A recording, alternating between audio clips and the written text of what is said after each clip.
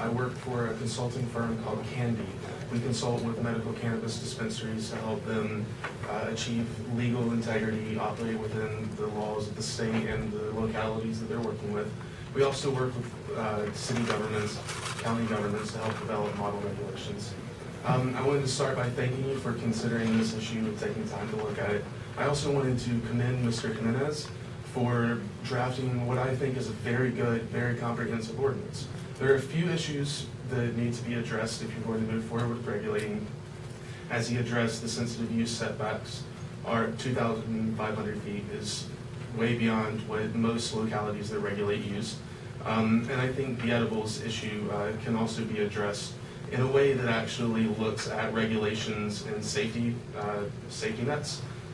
In particular, the city of Richmond has just passed an ordinance and where they're requiring all of their edibles to be produced in health department inspected kitchens. And I believe San Francisco has actually gone a little further than that and actually requiring health inspectors to inspect the kitchens while they're producing medical cannabis at certain points.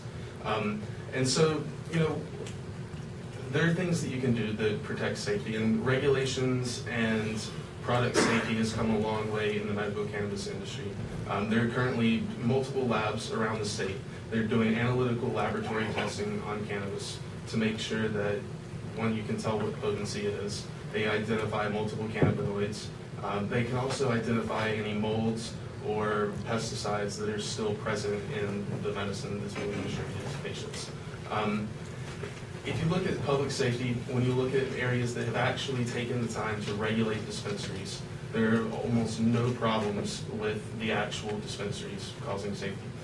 In Oakland, to my knowledge, since Oakland has passed their ordinance permitting dispensaries, there have been no robberies of the dispensaries. In San Francisco, my understanding is that there was one in the past 7 years.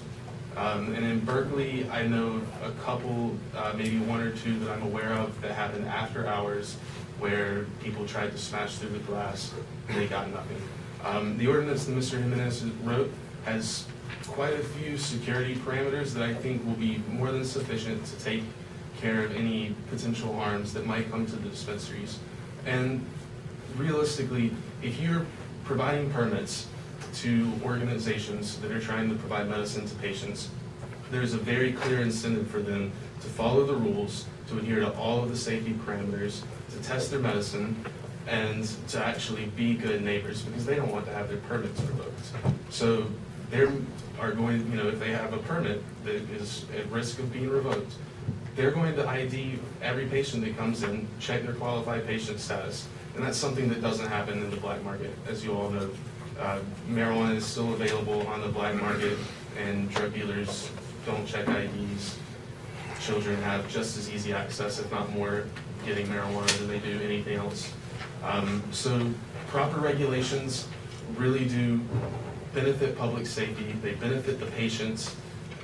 It's a win-win, and I am available to provide information. I'll provide the information on the way Richmond and San Francisco have regulated their edible systems, and anything else that I can be of use. I really hope that you guys reach out and please consider regulating. Thank you.